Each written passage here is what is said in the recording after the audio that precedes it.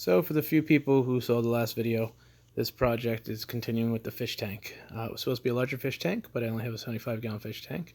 There's the shelf that I built. I'm going to be putting a fish tank underneath my TV and building a custom 3D background. So this is my first background, so please don't judge. I used 1-inch thick foam insulation board that you get from Home Depot. It came in a 4x8 sheet. I split it to get it in my truck. I needed it smaller anyway. Got 2 sheets because I have another project I'm going to try to do. Basically, I just cut it to size. You can't get one big piece in a 75-gallon tank, so I had to cut it into 2 different panels. Didn't know what I was doing, so I was just testing things out, trying to figure it out. One of the issues that I came across in the project is I wanted to make sure that my intake pipe and my heater were covered. Didn't know how to do that, so I cut a hole and I started building around it. This proved to be very difficult and painstaking, as it was difficult to build pieces around it. I ended up boxing out half of it at the top just because I was frustrated, and then I coated the box with smaller pieces. The boards are, the one side is a little bit heavier than the other, but it suits its purpose, and so again, it's my first try. Lesson learned for the next one. I wanted to make sure that my background wasn't protruding too much into the fish tank. I did still want lots of space for plants and for my fish to be able to swim around. So I was very light on the object sticking off the board. I used the board background as a background itself, I should say.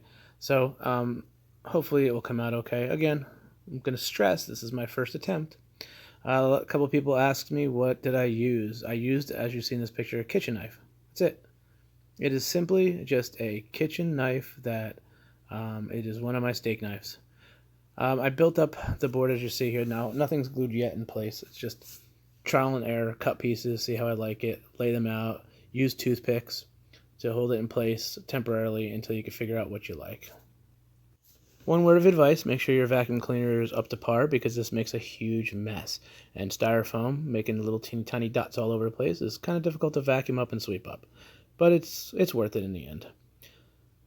Once everything's dry fit, I siliconed everything into place. Make sure you use 100% silicone. Anything with additives will hurt your fish in the long run. I used drywall tape roll to help me weigh down the board or hold things down as I was siliconing things in place. I also used the toothpicks. In some instances, toothpicks are still in the board. As you can see here, I wanted something minimal, as I said before, so this is the almost completed project at this point. Though it's not the entire project, it's almost completed panel, I should say. Next thing you're going to do is take a heat gun and heat up the edges of all the cut pieces. You're doing this to smooth it out, so when you put your first coat of cement, you don't have little nodules sticking off of the pieces. Your first coat of cement should be fairly thin.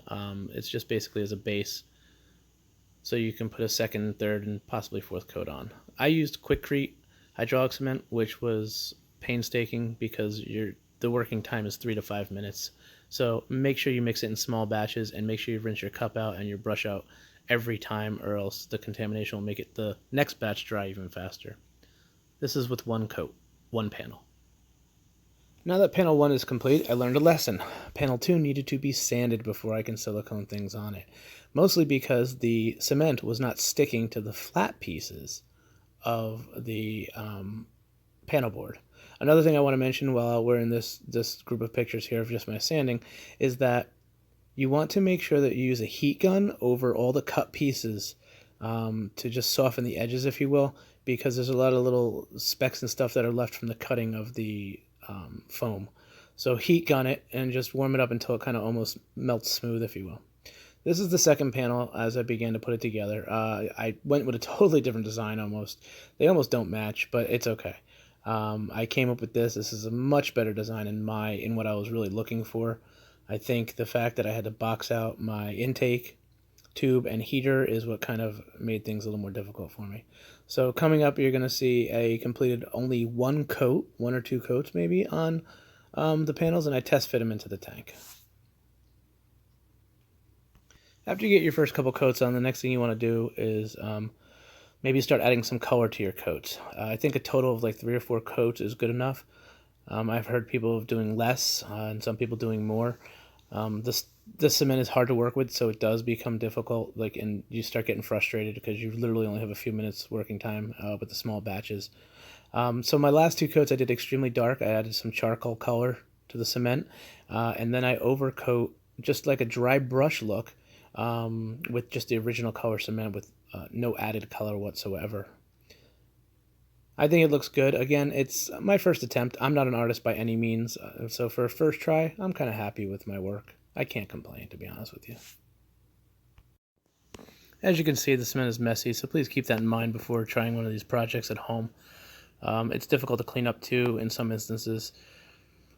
Last thing I had to do on this project was to cover the intake holes that I created in the box with screening so the fish can't get inside the box.